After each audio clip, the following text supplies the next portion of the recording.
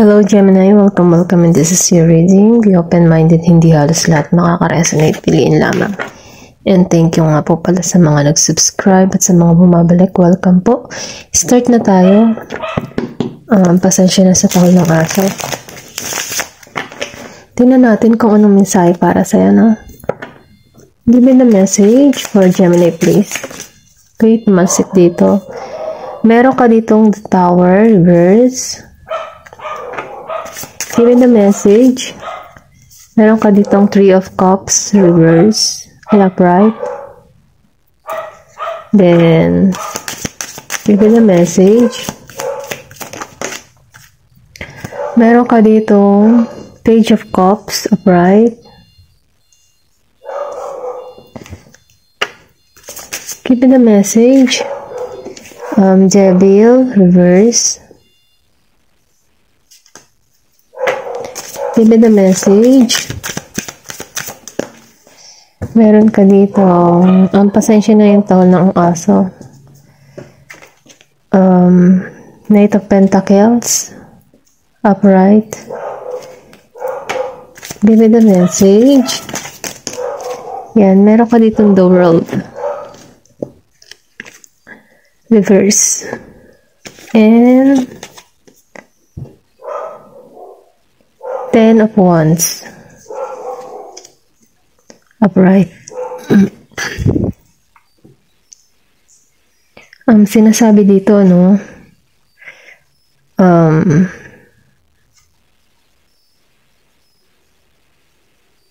Meron dito patungo sa'yo, okay? Kumbaga kung ano man yung iniintay mo, no? Meron ka kasi dito iniintay na sabihin natin na paglalakbay, or sabihin natin meron kang iniintay ng mga documents or kung ano man yung mga iniintay mo, no? Wait ka lang daw, be patient kasi darating ito para sa'yo. Kumbaga sinasabi dito na kailangan mo lang maging patient. Kumbaga kung ano man yung iniintay mong mga documents or something na tawag, no? Kailangan lang na mahabang pasensya. Then, sinasabi din dito na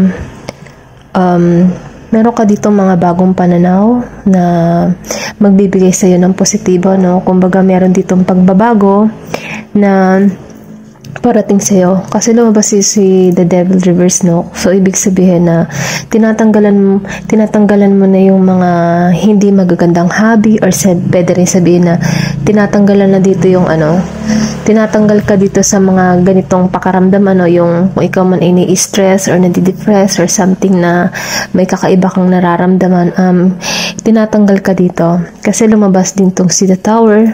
So, sinasabi dito, kailangan mo dito ng panibagong strategy na kung saan na maaaring ma-develop yung iyong sarili. Kumbaga, kung gusto mo magbago yung takbo ng pamumuhay, kailangan mo ng plano and strategy yan para sa iyong sa iyong mga gagawin, okay? Then nakikita ko dito sa Three of Cups, meron ditong pagkikitang muli, okay? Sabihin natin na long distance, no? May pagkikitang muli, kaya maybe itong parating si Knight of Pentacles kailangan ng mahabang pasensya, no? Kasi itong taong ito, kumbaga nag-iintay lang to sa kontrata, pwede rin sa kontrata, or sabihin natin nag-iintay lang din siya na matapos, no, yung kanyang mga gawain or kontrata o ano pa man, nang sa ganun ay makauwi kung nasa abroad to, no, kung nasa LDR situation ka, meron dito nag-iintay na makauwi, okay?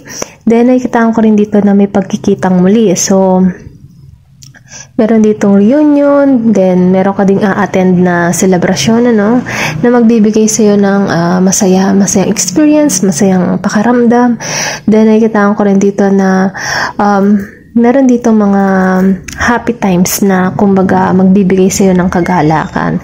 Then nakikita ko rin dito na meron ditong ikakasal, okay? Or pwede rin sabihin na attend ka ng kasal, baby shower, engagement, ganyan, na magbibigay sa'yo ng panibagong experience, saya, then maraming kagalakan, kasiyahan, okay? Na ako nakikita ngayon dito sa Sa Three of Cups, meron ding bagong pag-ibig, bagong kaibigan na parating sa'yo, okay, na magbibigay sa'yo ng youthful energy, kumbaga panibagong damdamin, ano.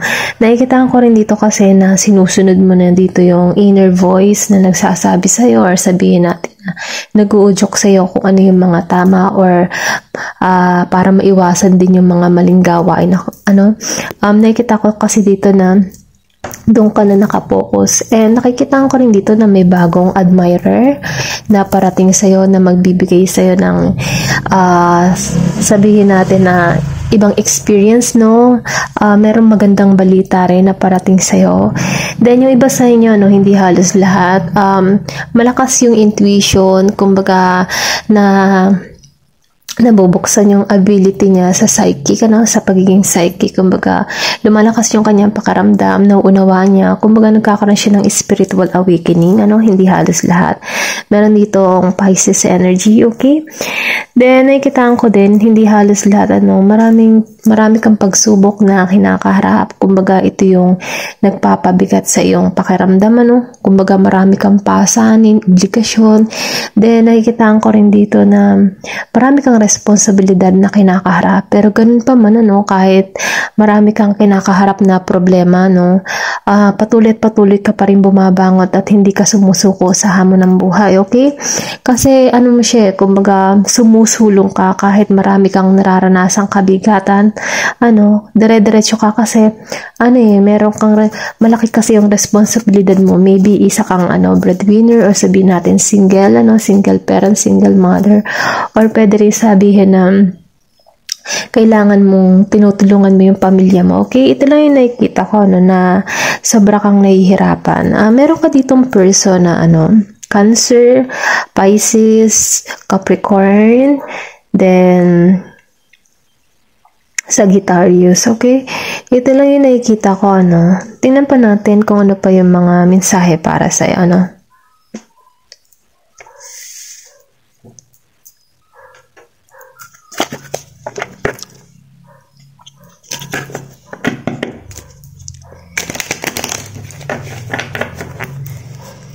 Give me the message for Gemini, please.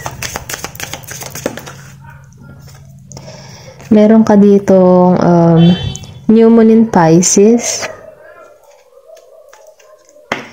Give me the message, okay? Meron ka ditong first quarter in Taurus. Then, full moon in Aquarius.